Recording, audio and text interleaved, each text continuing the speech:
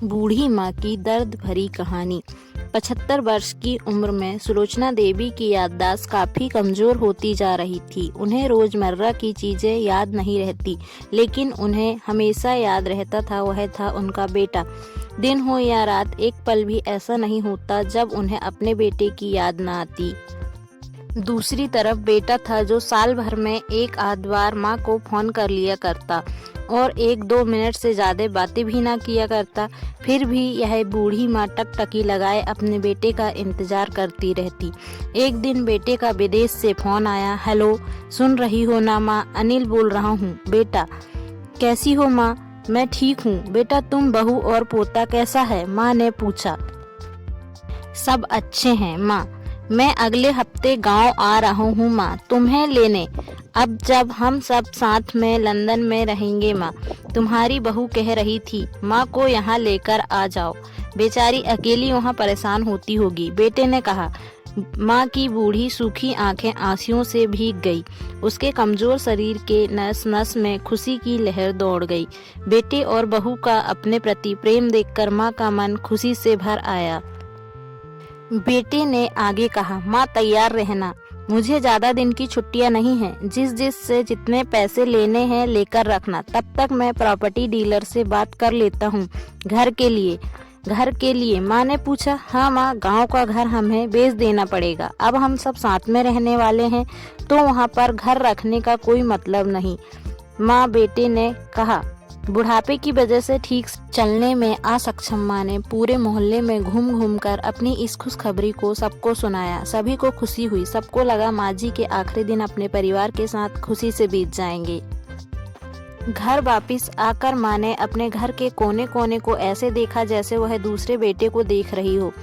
देखे भी क्यों ना, उस घर में अपने बेटे से कम थोड़ी समझा था।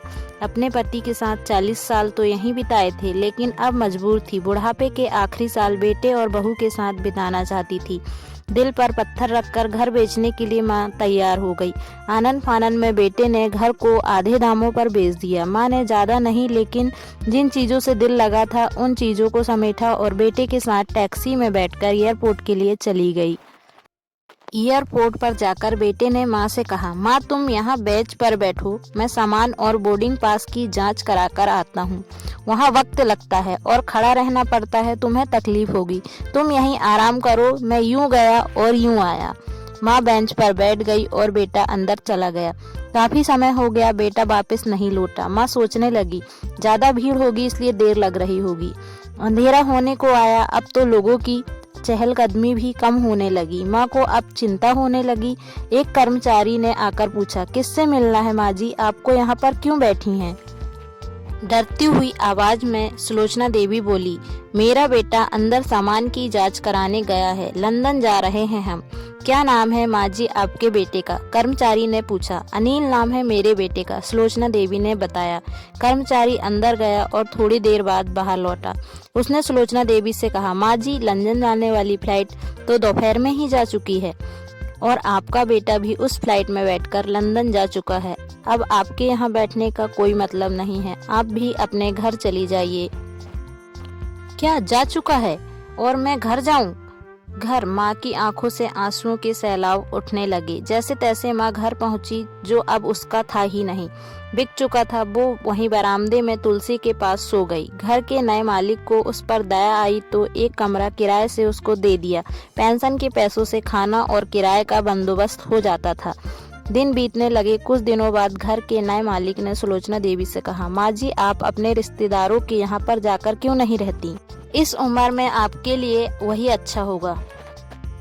अच्छा तो होगा, लेकिन अगर मेरा बेटा वापस आया तो उसका ख्याल कौन रखेगा? मेरा बेटा बहुत भोला है, उसे अपना ख्याल रखना बिल्कुल नहीं आता।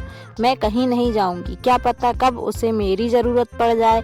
माँ ने कहा। माँ की ऐसी बातें सुनकर मेरी आंखों में आंसू आ गए। किसी ने सच ही कहा है, पूत कपूत हो सकता है लेकिन माता को माता नहीं होती।